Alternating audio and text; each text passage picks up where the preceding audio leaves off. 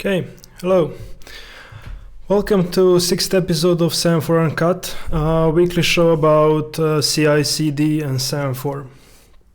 Okay, this episode will be exciting. We are moving closer to using some examples that are more, let's say, closer to real-life applications. So we'll be installing something and exploring how caching works. And yeah, we expect in future episodes to have more and more real-life examples and to show you how you can set them up on Semaphore too. Okay, if you have any questions, feel free to drop them in a chat box. If you haven't applied for Semaphore 2 beta, in the descriptions below the video you can find the link and do that now. Okay. So the plan for this episode is to explore caching, how it works. So let's jump right to it. Okay, let me share my screen.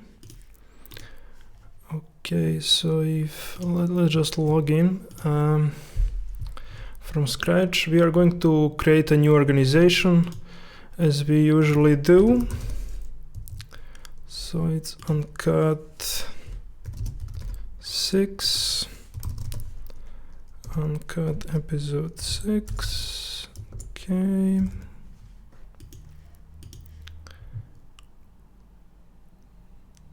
Good. Now let's connect to our newly created organization. Good. And next step is to create a repository. So let's call it Uncut 6. Jump into it. Okay. It's Uncut 6. Initialize empty repository. Create a README file. Okay, README.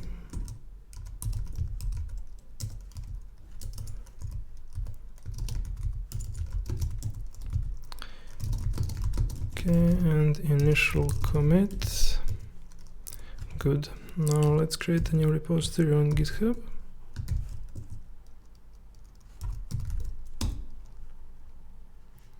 Okay, so let's make it Uncut 6.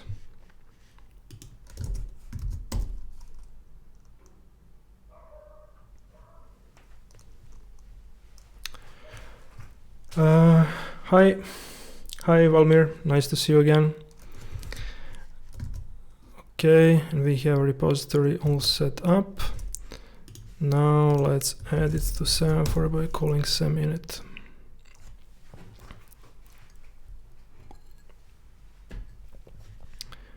Okay.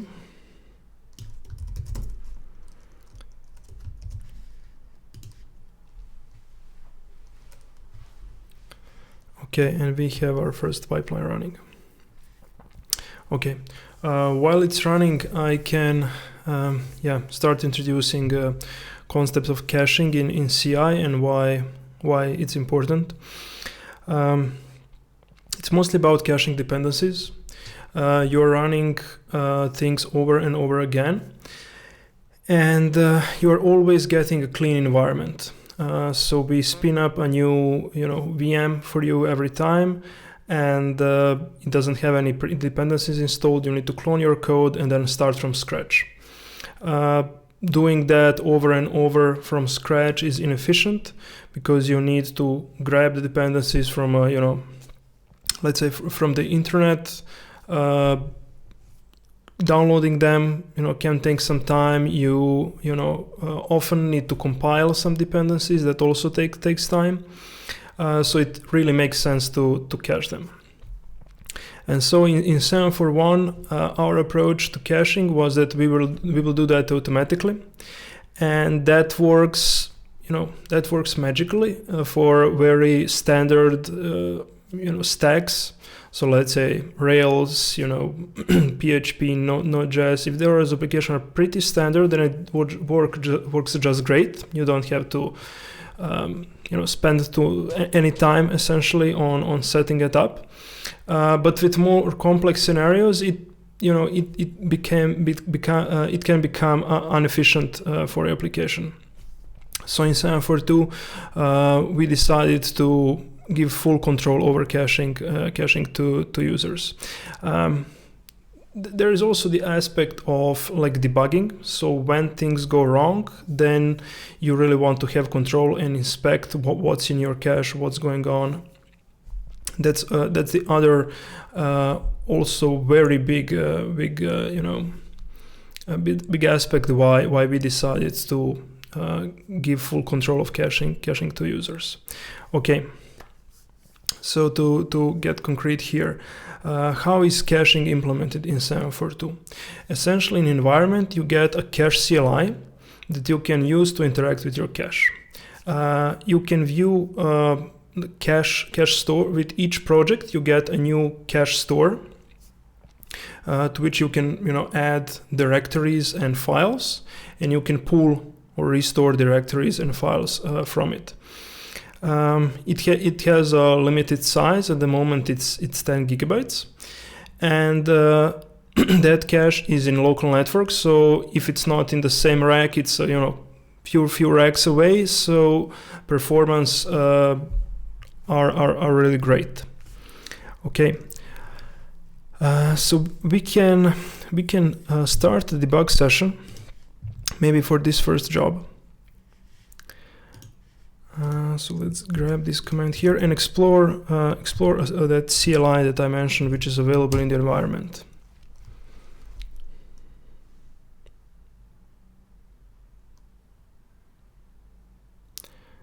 Okay. So first thing so we are now in VM. Our code is not cloned, but our repository is essentially empty. It has just a README file. But anyway, let's clone it. Okay, it's here. So let's dive into exploring our cache CLI. So the first thing that you can do is cache list. And in this case, our cache is empty, and that's how it should be, because it's just provisioned for our project. Let's start with a very simple example. So let's say that we have a file which has something stored in it. Let's name it file.txt. Okay, and it's here. Good. So let's say that we just want to store this file into cache. So what we will do is do cache store, and then we need to pick a key under which we will store this file. So you can view cache store that you get for a project like a key value store. For key, you can use basically any string, and the value is essentially a file or a directory that you want to store there. So in our case, let's say that it's a key A, and we want to store this file.txt. Okay, and it's stored now. Let's verify. So let's do cache list, and yes, it's here. So this is the key of your cache. There's some additional metadata here, which currently available. Some of it's not very useful. So this will be reworked to be a bit more user friendly. So yeah, we stored something in our cache. What else is important to say? So cache is available from all the jobs within a project. Once something is written to cache, so let's say once you get a response here and this command is done, it is available, and any other job in your pipeline can fetch that file or a directory by using this key. Okay, so without getting into more details, let's try to restore something from cache. So let's say we will remove this file.txt. Okay, it's gone. So we want it back. So we do cache restore, and we need to specify a key. So key A, hit, restored, and you can see file is here and the content is as it was. Okay, so this is enough probably for the introduction. So key restore are most important commands. You will be using them most of the time. It's easy. Let's maybe talk about one more thing which is important. And I mentioned that that store that you get is of limited size, so it's 10 gigs at the moment. After a while, it will get full. And idea here is that when we are storing the key, we will just remove all these keys. So essentially, keys will be rotated as you approach that size limit. Okay, so this was all that I wanted to show you in this exploratory phase. So let's power off this machine and let's try our caching system on a more real-life example. So we will take a Rails application as an example, and we will borrow gem file and gem file lock from let's say let's borrow it from Discourse, for example. That's one big open source project. Okay, so we will need both. Okay, where is it? Gem file. We will need both gem file and gem file lock. Okay, so let's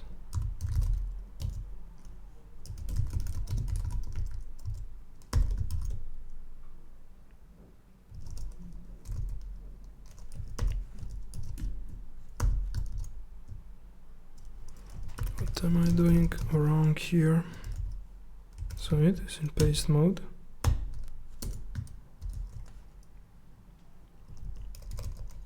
Okay.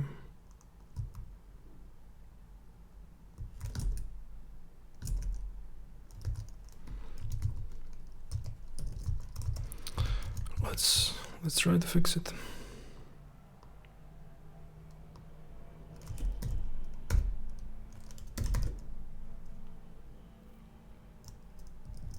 Good. Okay, and now we need gem file lock.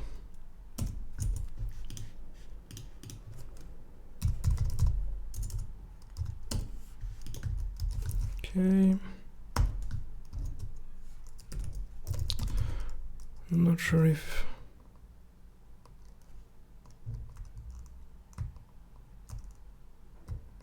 okay, hopefully it's fine. Okay, so we have gem file lock, and let's modify our pipeline. So we don't need these many blocks. Let's just take the first one, call it build. What we want to do, we want to check out our code, and let's say that we want to do bundle install, and we want to install our gems in vendor bundle. That's what you usually do. And let's keep this example simple and do cache store and use the key maybe just gems, this first example. And what do we want to store? We want to store vendor bundle. Okay, so we want to check out code, install gems, and then store them under key gems. Okay, let's do that. Install and gems and store them into cache. Okay.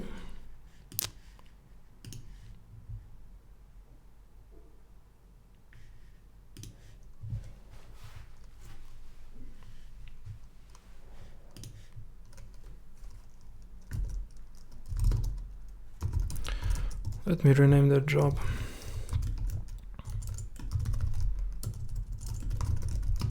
Let's call it install dependencies. Okay, so let's see what's going on. So we checked out our code, and now we are installing gems. And the thing is, you will see this will take around 3 minutes to install.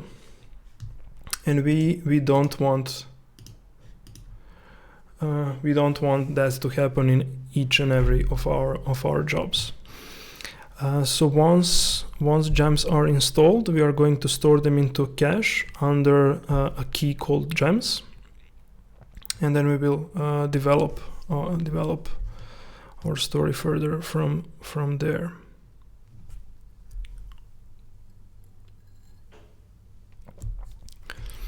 It seems that something is not ideal with live updating this page. I'm not sure what's the problem. Okay, so while this is installing, so you have cache store, cache restore. That's very simple. A bit of complexity that we are going to add to this is with fallback keys and composition of keys, so you can optimize your caching. So I use the key gems, and it's definitely not ideal because over time those gems will change. And if we would continue using just the key gems, as in this example, it will not be overwritten. That's also an important thing to share. So once a key exists, we will not overwrite it. The idea is that you will use a different key if something is updated. So if you leave it just at gems, over time our cache will, let's say, rot. You will start adding new gems, but you will always have that same cache. So it will be not that efficient because some dependencies will need, some gems will need to be installed. Or if you just change a version, for example. Okay.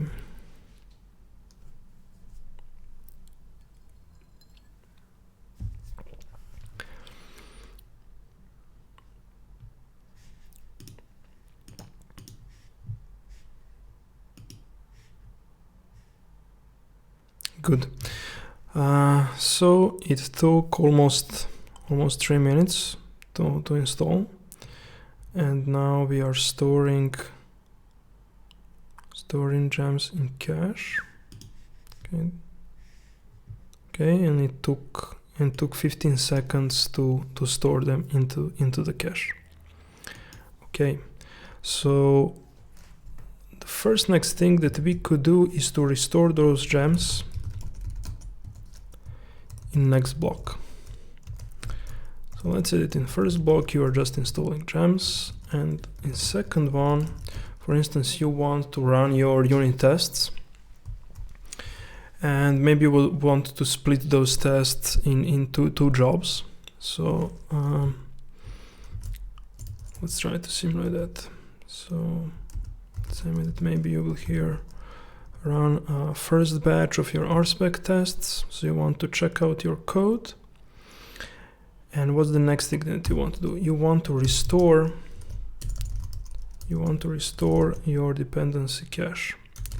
So cache restore, and then we need to supply the key. So in this very simple example, it's just gems. And then we want to install to verify if anything changed. Okay. And let's say that we want two jobs. And what else? It also doesn't make sense to just install gems from scratch in this first job if you already have them cached. So I'm going also to add it here. So we're going to check out our code, restore gems, then install, see if anything changed. We are going to store them. Actually, they will not be stored because this cache key already exists. And then in the second block, we are going to restore them and install them. Okay, and this one should be fast. because we will not have to install all gems from scratch. So let's say introducing restore.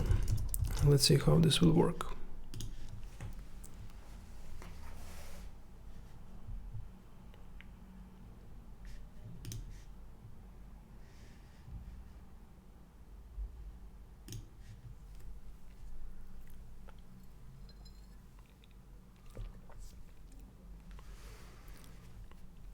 Okay.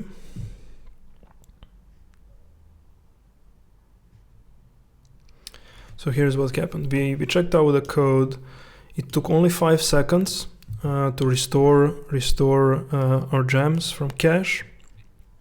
Then we just got to these using messages because everything is there are no changes in the gem file. It took 6 seconds to check that. And yeah, it said that key exists, so it's not updating it. So the whole job took 20 seconds.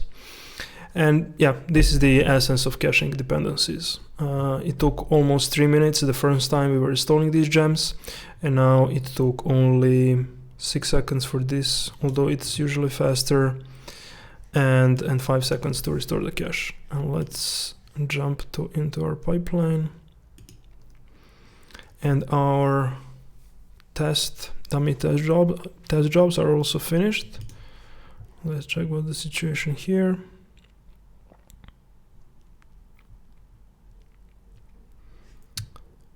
Okay, so yes, it was hit. Took also 5 seconds to restore. We verified that all the gems are installed. Took 5 seconds, and that's it. Okay. So as you can see, we drastically reduced the time to move through our pipeline with dependency caching. And at this point, we can develop this further and see how, in more real-life example, this could be used. So I already mentioned that using that gems key doesn't make a lot of sense. So let's see what's better. So once the gems are installed, there is a gem file log which keeps the tab of all the versions that were actually installed. Let me open just for a second if you're not familiar with Ruby. So here are all the dependencies. And okay, let me maybe demonstrate what happens if I change something.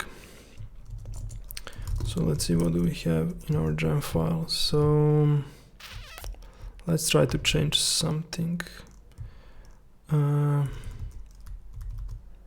Maybe this high redis has a new version. Let's try to update that. Bundle update high redis.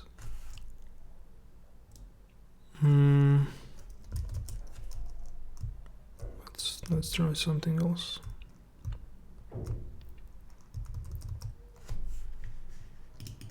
Maybe this eRuby.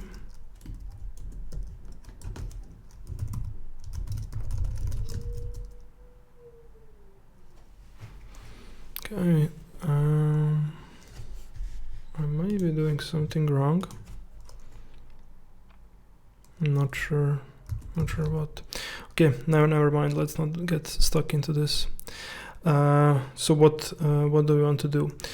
As I said, this gem file log is something that we can use to identify if there are any changes in the gems.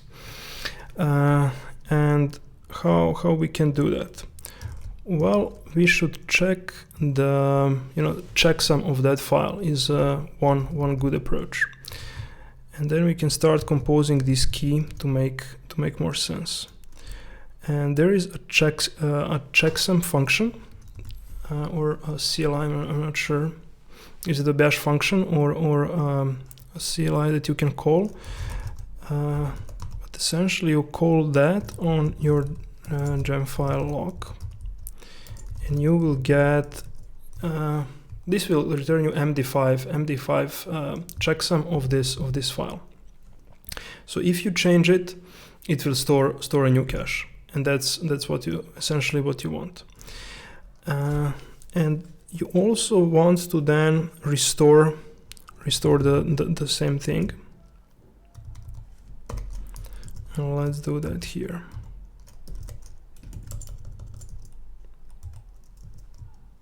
Okay, so it's restore gems, and we are going to use this checksum. I'm not even sure that it's wise to store. It's really, you know, kind of actually problematic to have this here. It's just confusing. You don't want it. You just want to restore your gems and reuse them. Okay. So what have we changed? And we also want to then use that over here. Okay.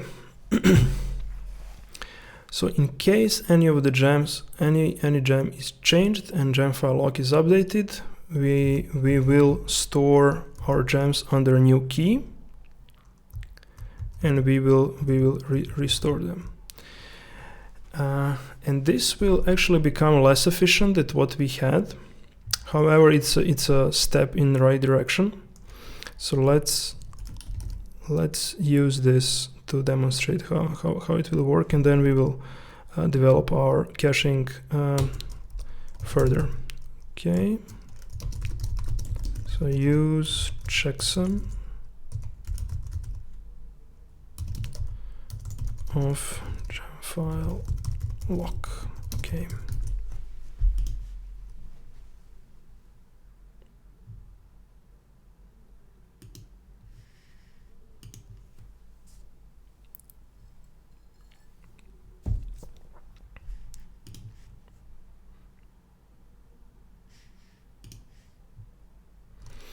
Okay, so we will now have cache miss, and dependencies will need to be installed again. But this is just enough. So you see that we here got a miss because we were looking for gems, and then we were looking for this very specific gem file lock signature. Okay. So while this is installing, we can move on and see what's the better approach of composing these caching keys. So the first thing that we could do here is introduce a concept of fallback key that this mechanism supports. And the fallback key can be specified by, you know, entering comma after initial key that you would like to get, and you specify, okay, if I cannot fetch this, what would be ideal? What's the next best thing? And that next best thing, or more of those, as you will see later, will do a partial match of the key. So I can do just gems and dash. So how this will work? Cache restore, it's checking if there is a cache key that we want. Okay, this one is not available. Let's try the newest that can match this second fallback key. Okay, and let's also then introduce that optimization here.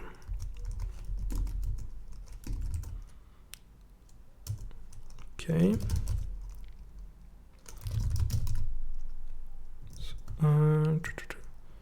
Okay, there's one more place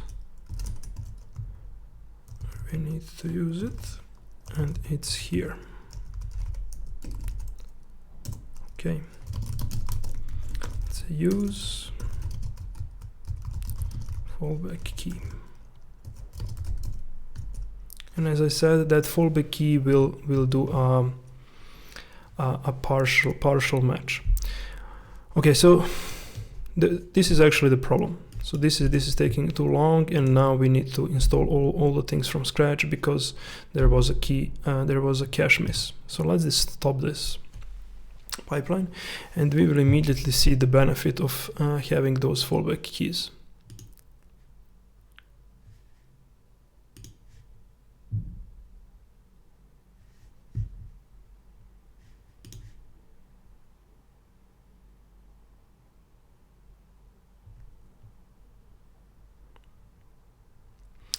Okay, so here it is.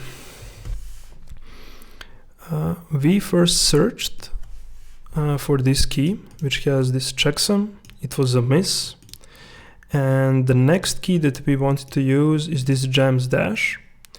And it was a hit, and it's saying which key is it using. So as you can see, we don't have this key 2A, but we have this other one, which is just fine.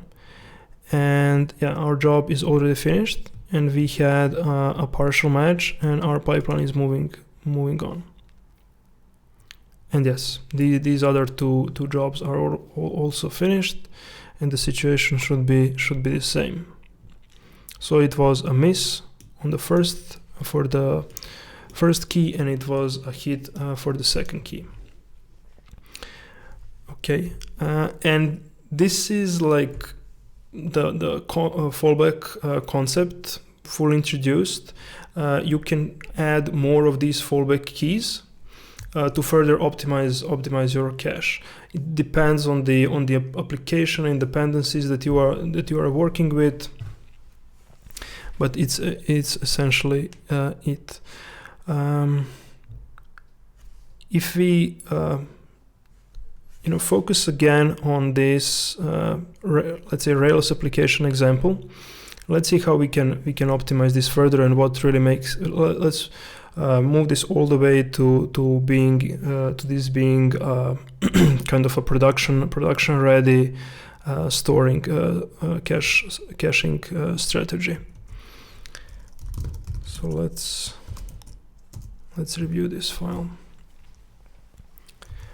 So we are storing this cache under this key gems and then this checksum, and that's fine. However, if you have multiple branches, and let's say people are changing dependencies in those branches, and they are different on maybe not every branch, but someone on each branch has these changes. So you could further optimize this by introducing a branch name in your cache key. So you could have a match just for your branch. So with that, essentially you will get per branch caching. And the way to do it is actually use environment variable that's available in the environment, and that's the name of the branch. And the name of that environment variable is Semaphore git branch. And then we'll also demonstrate creating a new branches, how that will work. Okay. So let's say we are on master branch. So this will be gems dash master dash checksum of our log file. And then we would also want to introduce it here. So let's say what's the next best thing if this is a miss. So the next best thing is to use the cache from the latest cache from this branch. So it's Semaphore git branch. Say dash. So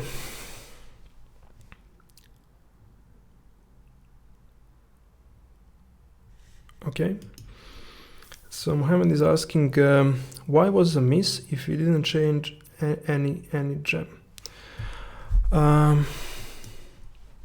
Well, we will have to, I cannot answer this because I was also partially surprised by that. So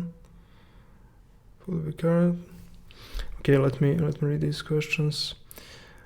Walmer is saying, I didn't get the part, this fallback part. It seems that the change on gem file lock will be considered. Yes, that's true. Okay, and we are using gem file lock now. Okay, makes sense. Cool. Okay, we have that cleared out. Now with introducing this branch in the key and the fallback, we will reiterate on this once again, and hopefully it will everything will be cleared. Okay.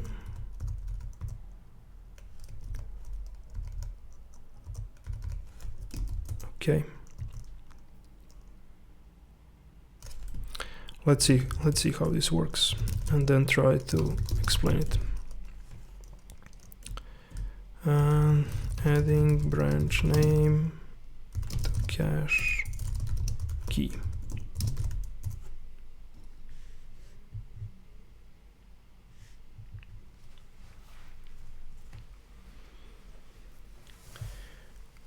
Okay, and we have another question. Mohammed is asking, the packages that you installed using apt install will be cached automatically, I suppose. Well, no, that's not the case. At the moment, in Semaphore 1, we introduced like a thin layer on top of apt. So I think it was called apt install or something like that, which did that. So it first checked the cache, and if the packages were available there, then it install them from the cache. Otherwise, it will do like apt install and fetch it from the one of the mirrors that we are using. So that adding that layer on top of apt is still possible, and yeah, that's something that could be a nice next step in expanding caching mechanism further. Okay, so let's see, this should be building.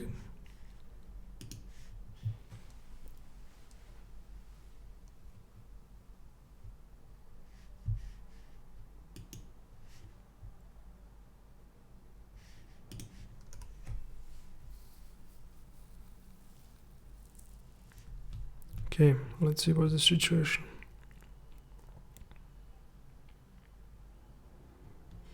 Check out. Okay, so it was checking for gems, and it was a miss for gem file lock. Then what? Okay, sorry. Checking for gem file lock. Okay, it was a miss. Then it checks for master. It is a miss because we just introduced that. And then for just gems, it was a hit. Okay, you need to use this key. And then install dependencies. And let's see what was stored in the cache now. Cache key has also changed. Yes. And now cache key is gems master. And then this checksum. Okay. So let's run this again. So there was a no change in gem file. So this should look differently. And what we are expecting? We are expecting. Okay. I see what's the. Okay. So we should have restore. We should also have also included branch name here, because that's the ideal match. That both branch and gem file lock are matched, and then the next best thing is that this branch is matched. Okay, let's do that and rerun this. And the first key should be a hit, because the key under which we store this is okay. Good. Let's do that.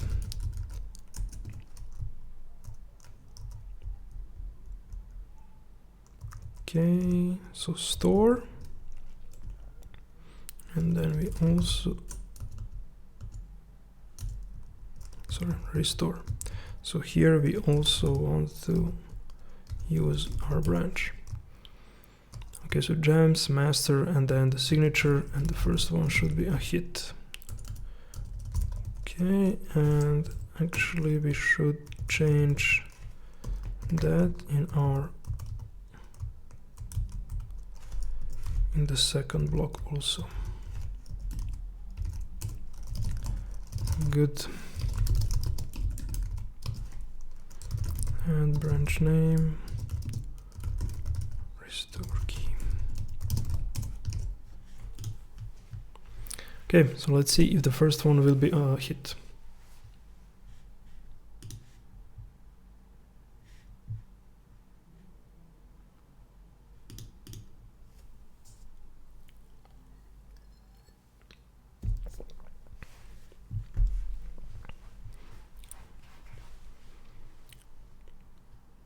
Okay, and for some reason it was not.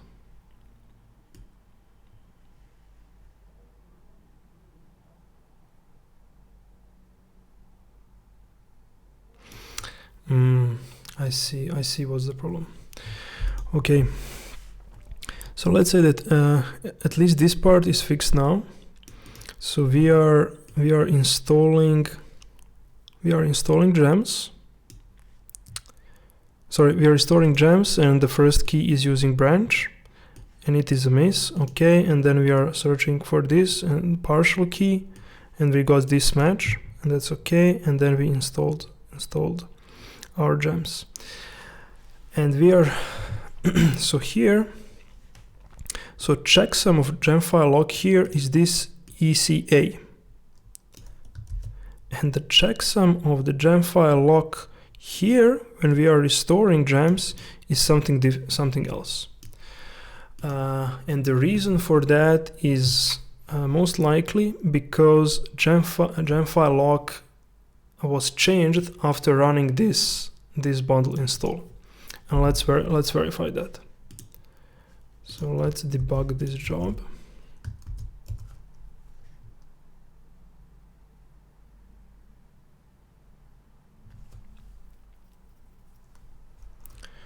Okay, let's see what are the commands here.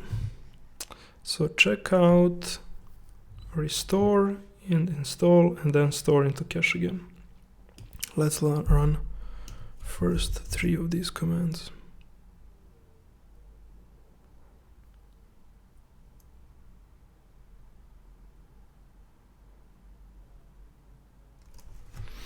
Okay, so it seems that I missed a question from Varmir. I didn't get this fallback part. It seems that the change of gem file lock file won't be considered. It will be. It will be. And let's clear this out, and then we will demonstrate that. Okay.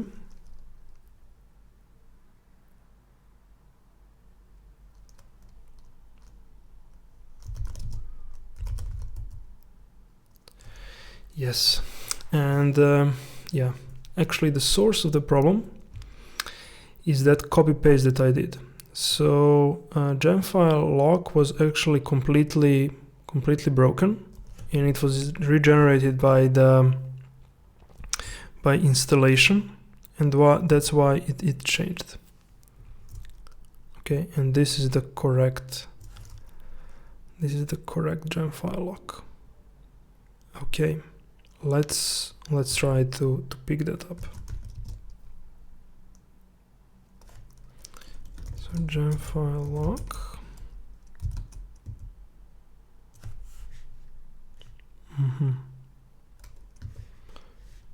Okay. So it's Uncut 6. Let's try to fix that gem file. So I copied it from here,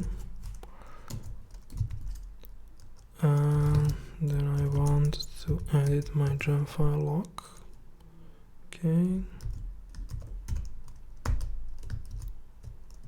Okay. So now it looks just fine. Okay. Fix gem file lock. Push. Getting back to Valmir's question.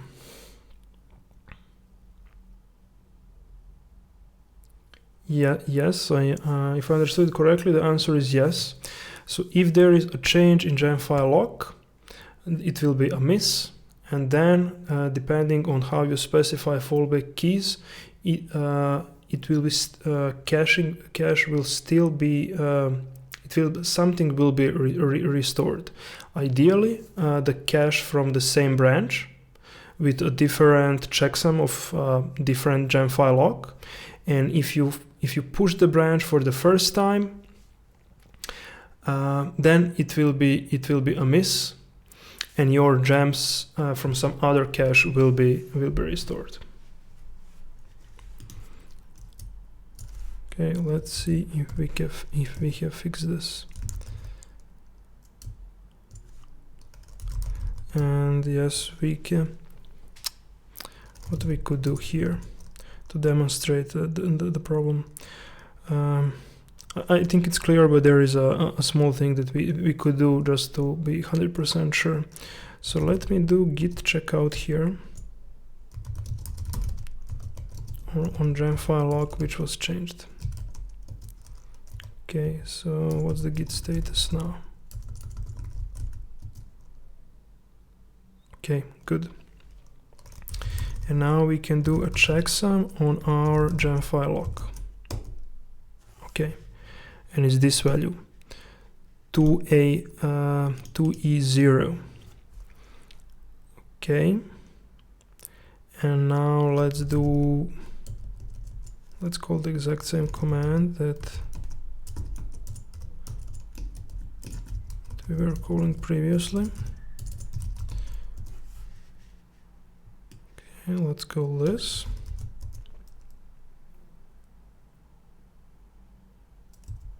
Now let's check the checksum again, and yes, it's different. And that was the reason why we had a miss for the first key, and that should be fixed now. Okay, I pushed this. Let's verify that.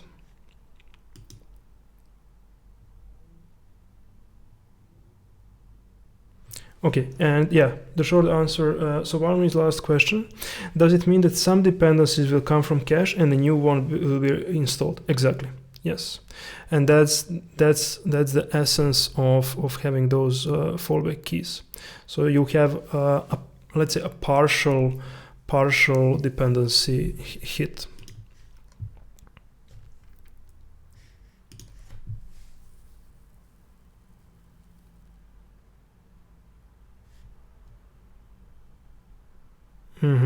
So there are some changes here now. Okay, so this now should be a correct value here, and then again at the end. Yeah, so there are no changes in the gem file lock after we run bundle install. Okay, let's run this again, and the first one should be a hit. Okay, so let's make a dummy commit for now. Maybe let's just do this. The reason why I'm doing this is that we have not implemented a rerun yet. That's something that's coming, so I have to trigger a new build by committing again.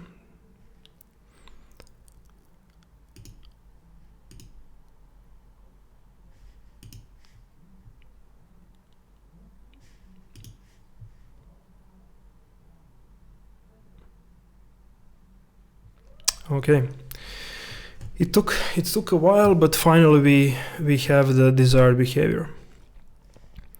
So the first key was a full hit, and yes, and nothing was changed. We have this checksum here, so bundle install ran, and the key. Yeah, it says the key already exists, and there are no changes.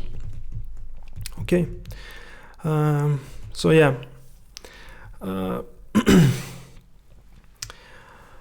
after you experiment and get your hands dirty, I think that just logical way of having those like fallback keys to restore the second best match. One other important thing is that cache store and cache restore are returning returning 0, so they're successful in all situations, even if there is a complete miss in cache, or for instance it cannot store anything into cache.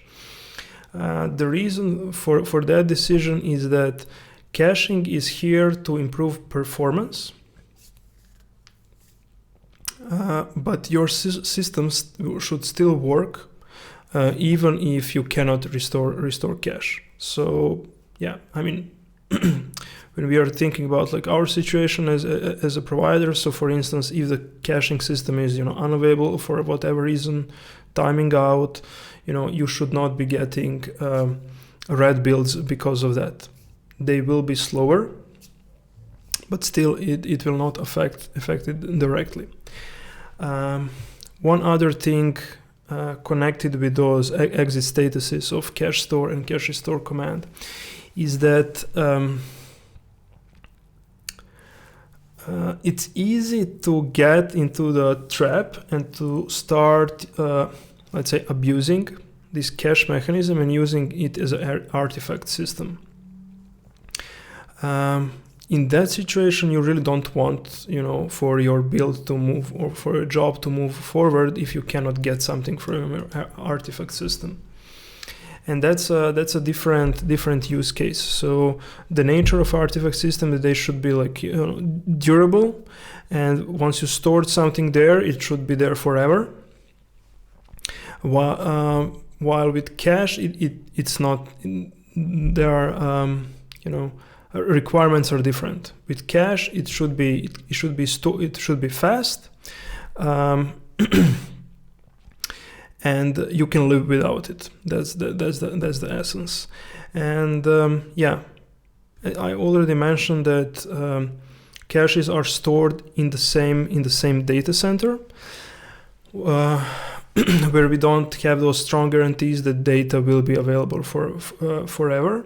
And with artifact subsystem that we are planning to introduce, we don't want to be responsible for that data on our own servers that we are managing, but we'll probably support a different backends like Google Store or AWS 3 or some other public cloud providers, and then durability of those files will be they will be the one that will guarantee that those files will be around forever.